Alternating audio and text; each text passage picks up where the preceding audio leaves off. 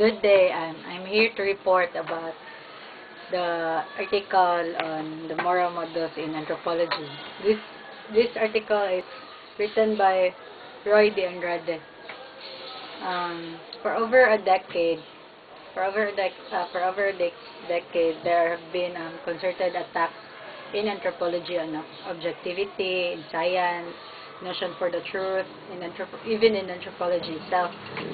And then, because this is a part of Western colonialism, de Andrade came to so many realizations.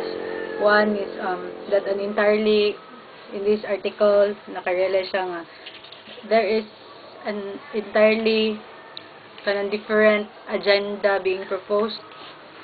Yeah, kanang agenda nga kuan kuno ang anthropology kay mo transform from being a discipline based upon models of the world to being a discipline based upon the moral models of the world. Model dire gidefine ni de Andrade ang term nga model dire as a set of cognitive elements used to understand and reason about something.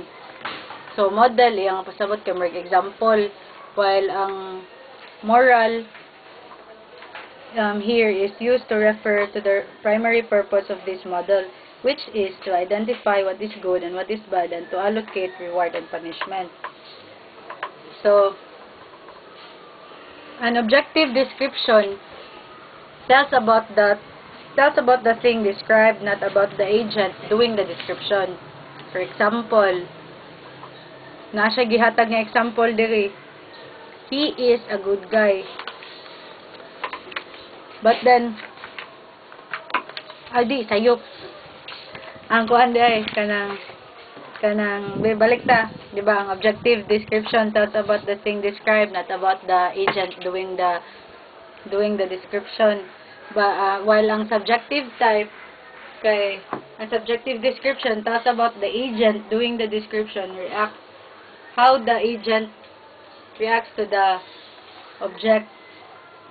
Example, moingon kag ang subjective type kay moingon kag he is a good son, while ang objective type moingon kag he is a good son because he loves his mother.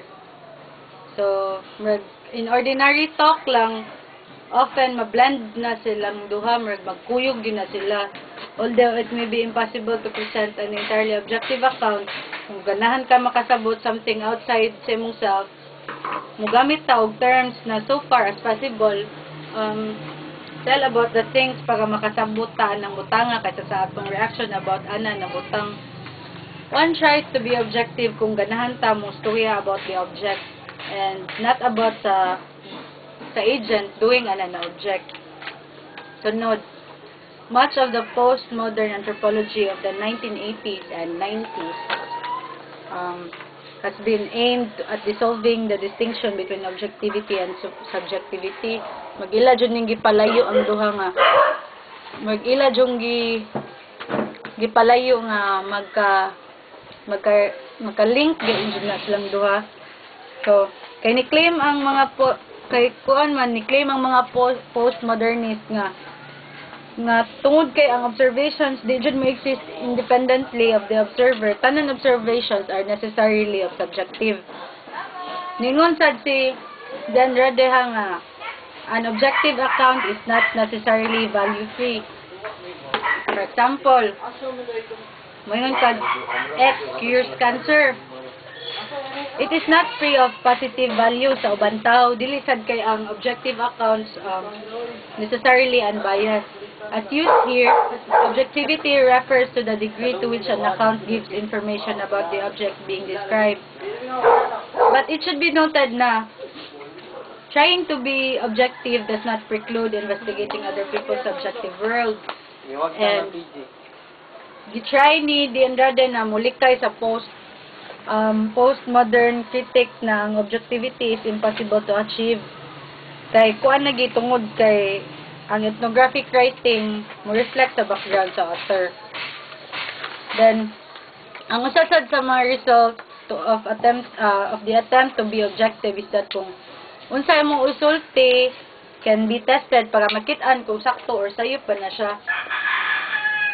In contrast to an objective model na gitry og describe ang object, the aim of a moral model is kanang ma-determine what is good or what is bad. In the current model in anthropology, oppression is pure, di ba? Oppression is purely evil. Wadi makaingon nga good na siya. Anything that creates or maintains or gigamit as an instrument para ma-maintain ang oppression must also be bad. Example, ang colonialism, bad na siya kay kuan man siya kanang necessarily involved din siya og oppression. Ang kuan, ang kanang violence, nag-create man sa nag-create og oppression, power, gihimo ng instrument para ma-maintain ang oppression. So, every moral model must contain at least partially objective terms if it is to apply to things in the world.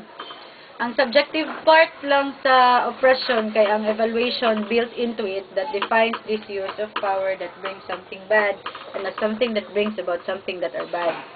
In most moral models, naasad ways to correct evil. Like, the morally corrective act is that the Andrade used the term denunciation. One can act morally by giving voice to those to those who resist oppression. Maka-identify ni sa oppressors o maka-identify ni siya ang kanang denunciation kung kumugamit ka ni nga way para mo correct sa evil. Maka-identify na siya kung asa ang oppression o kinsa ang oppressor. Having a moral career in anthropology is what being known for what one has denounced. Mao niya isa sa mga goals sa kasagaran anthropologists to give voice to those oppressed people. For example, si Franz Boas, kuan kay siya kanang human rights supporter, si David Lewis, ug sa daghan pa nga mga anthropologists sa una. Si Nancy Shepherd Hughes, kanang iyang mga essays gi-feature ni De Andrade diri sa iyang article nga Moral Models in Anthropology. Kay Shepherd Hughes cited one problem in her essay. She claims that critical theorists do something else. They're known as a subjective way, not as an objective way by reflection. So, naano siya diri? Kadit lang. Huwag tang. Kani. So, without attempting to meet all attacks, I will first take up some of the most egregious arguments against objectivity. Number 1, objective models are dehumanizing. So, dehumanizing word, di kayo makatao or dili kayo kanang pakastaw. So, number 2, the distinction between objectivity and subjectivity depends on the realist conception of the world and the correspondence theory of truth. The realist conception of science argues that science works because it corresponds to some degree and in some manner of the way the world really is. It is striking that these attacks on objective models do not present any evidence of damage done by objectivity. In the same vein, evidence about the good done by science is ignored.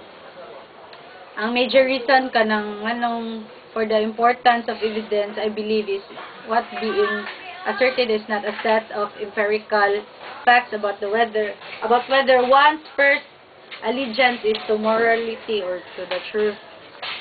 So, De Andrade argues that the moral model is ill-equipped to deal with current conditions. Hapit na kauman. Conclusions. Okay. Ang mga conclusions. Moral models is good for intellectual fighting but little else. The postmodern focus on oppression may in fact obscure the real reasons people do not attempt to change their lives.